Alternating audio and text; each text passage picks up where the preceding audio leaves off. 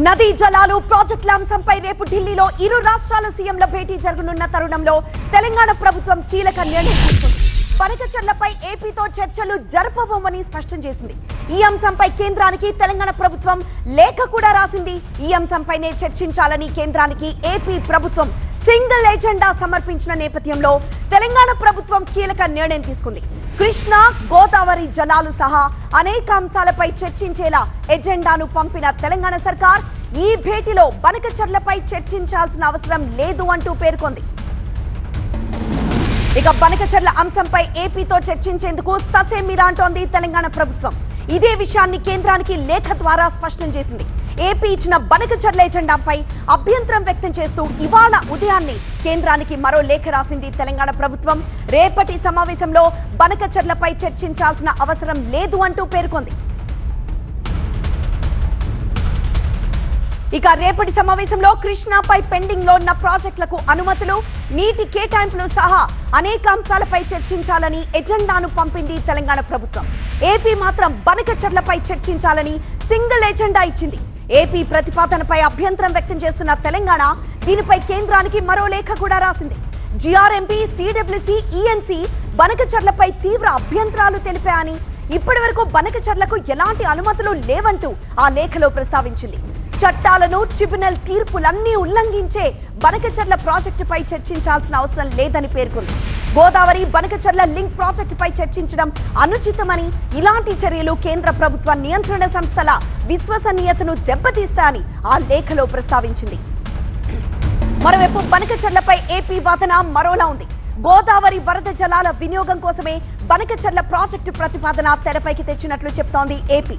ఏటా 3000 టీఎంసీల గోదావరి జలాలు సముద్రంలో కలుస్తున్నాయని, వృధాగా పోతున్న నీటి వినియోగం కోసమే ప్రాజెక్టుల నిర్మాణం అని వాదిస్తోంది.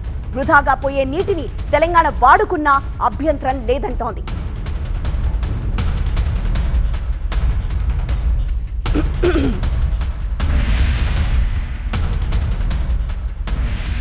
మరి రేపటి మీటింగ్ పై మరింత సమాచారం అందించడానికి మా ఇద్దరు ప్రతినిధులు అసోసియేట్ ఎడిటర్ ఈశ్వర్, అలానే ప్రభాకర్ లైవ్ లో సిద్ధంగా ఉన్నారు. ముందుగా ఈశ్వర్ దగ్గరికి వెళ్దాం. ఈశ్వర్, బనకచర్లకు సంబంధించి ఏపీ ప్రభుత్వం రేపటి మీటింగ్ లో మరి ఎలాంటి వాదన వినిపించబోతోంది?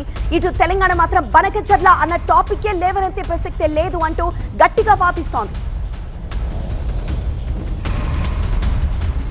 వాస్తవానికి ఆంధ్రప్రదేశ్ రాష్ట్ర ప్రభుత్వం తెలంగాణని సామరస్యంగానే ఈ వివాదాన్ని పరిష్కరించుకోవాలని అనుకుంటుంది. ఆ విధంగానే మొదటి నుంచి రాష్ట్ర ముఖ్యమంత్రి చాలా క్లియర్గా చెప్తున్న నేపథ్యం ఏంటంటే, కేవలం వరద జలాలను మాత్రమే వాడుకుంటే ఇబ్బంది ఏంటి? ఎందుకంటే కృష్ణాకి సంబంధించి ఇప్పటికే పెద్ద ఎత్తున కృష్ణా మీద హోల్డ్ ఎక్కువగా తెలంగాణకు ఉంటుంది. కృష్ణా నుంచి రావాల్సిన వాటర్ పూర్తి స్థాయిలో ఆంధ్రప్రదేశ్కి రావట్లేదు. సో గోదావరిలో కూడా తెలంగాణ వినియోగించుకోగా మిగిలినవి గోదావరిలో ఏదైతే తర్వాత ధవళేశ్వరం తర్వాత వచ్చే నీటిని మాత్రమే తమ వినియోగంలోకి తీసుకుంటే అవి ఎలాగూ సముద్రంలోకి పోతుంటాయి. అవి 3000 టీఎంసీల వరకు అది వృధాగా ఏటా పోతున్నట్టుగా అనేక సంవత్సరాల నుంచి మనకి ఆ లెక్కలు వస్తున్నాయి. సో అట్లాంటి వాటర్ని కేవలం ఉప్పు నీటిలో కలిసిపోయే సముద్రపు నీటిని తీసుకొని ఆంధ్రప్రదేశ్ రాష్ట్ర తాగునీటి, సాగునీటి అవసరాలకి మాత్రమే కాకుండా అవసరమైతే బనకచర్ల నుంచి కావచ్చు, లేకపోతే ఆ నీటిని గోదావరి నుంచి కృష్ణాకి తీసుకొస్తే కృష్ణా నుంచి అవసరమైతే మళ్ళీ తెలంగాణ రాష్ట్రాల్లో కూడా తీసుకునే అవకాశం ఉంటుందని ఆంధ్రప్రదేశ్ ప్రభుత్వం చెప్తోంది. దీంట్లో డిస్ప్యూట్ చేయాల్సిన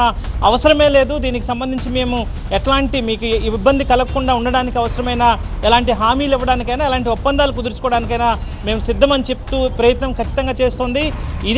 ఇదే అంశాన్ని, ఇదే వాదనని కేంద్ర ప్రభుత్వం వద్దకు రేపు ఆంధ్రప్రదేశ్ రాష్ట్ర ప్రభుత్వం చాలా స్పష్టంగా చెప్పబోతుంది. ఎందుకంటే నదుల అనుసంధానం అన్నది చాలా కీలకమైన దశలో ఇప్పుడు కూడా అట్లాంటి ప్రక్రియ చేపట్టకపోతే రాష్ట్రాలు నష్టపోతాయి. అందులో లోయెస్ట్ రైపేరియన్ స్టేట్గా అంటే కింద తీర ప్రాంతంగా ఉన్న ఆంధ్రప్రదేశ్కి చాలా నష్టం జరుగుతుంది. పైన రాష్ట్రాల నుంచి రావాల్సిన నీరు సక్రమంగా రాకపోగా కింద నుంచి వచ్చే నీటిని, సముద్రంలోకి వెళ్ళే నీటిని వినియోగించుకుంటే తప్పేంటి అన్నది ప్రధానంగా ఆంధ్రప్రదేశ్ వాదన. అయితే ఆ గోదావరి మిగులు జలాలు కావచ్చు, అయితే వరద జలాలను ఇప్పటివరకు నిశ్చయించలేదు. ఆ నిర్ణయాన్ని ఎలా తీసుకుంటారు, గోదావరి వరద జలాలను ఎలా నిర్ణయిస్తారన్నది తెలంగాణ అభ్యంతరం చెప్తోంది.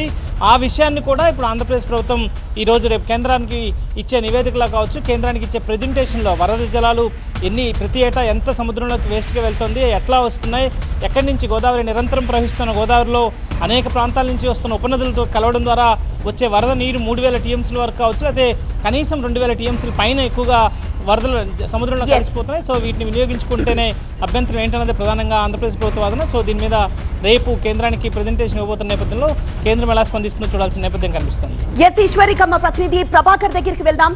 ప్రభాకర్, ఒక క్లియర్ ఎక్స్ప్లెనేషన్ ఇస్తోంది ఏపీ. తెలంగాణకి ఎలాంటి నష్టం వాటిల్లదు బనకచెర్లతో అంటూ ఒక క్లియర్ ఎక్స్ప్లెనేషన్ ఇస్తుంది. సింగిల్ లైన్ ఎజెండా రేపటి మీటింగ్ విషయమై ఇచ్చింది. ఈ నేపథ్యంలో అసలు తెలంగాణ గవర్నమెంట్ రేపటి మీటింగ్ కు అటెండ్ అవ్వదు అన్న వార్తలు వినిపిస్తున్నాయి. అది నిజమా?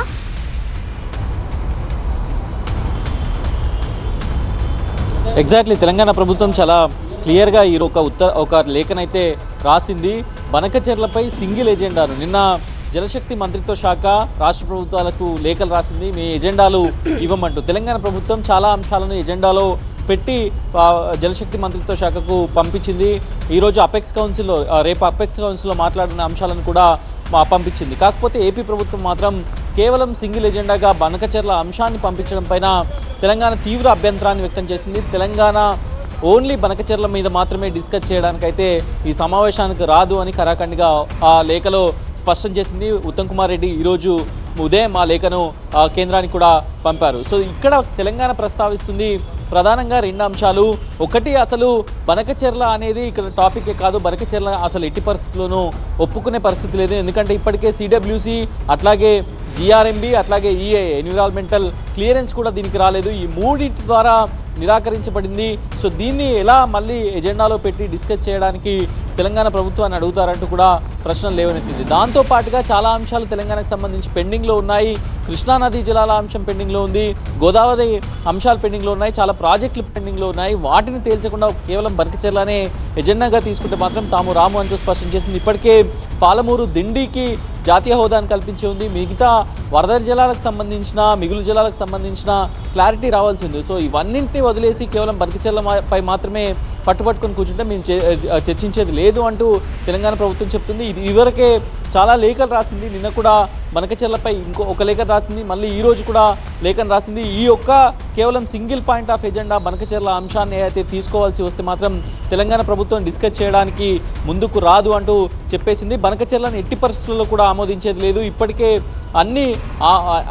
దీనికి సంబంధించిన అన్ని ఆధారాలు మేము ఇచ్చాం. ఎట్లాంటి పర్మిషన్స్ లేకుండా డిపిఆర్స్ లేకుండా ముందుకు వెళ్తుంది ఆంధ్రప్రదేశ్ ప్రభుత్వం అంటూ కూడా తెలంగాణ ప్రభుత్వం వాదిస్తున్న నేపథ్యంలో రేపు జరిగే సమావేశానికి బనకచెర్లనే ఎజెండా అయితే మాత్రం మేము రామని కరాఖండిగా చెప్పేసింది. ఎస్ ప్రభాకర్.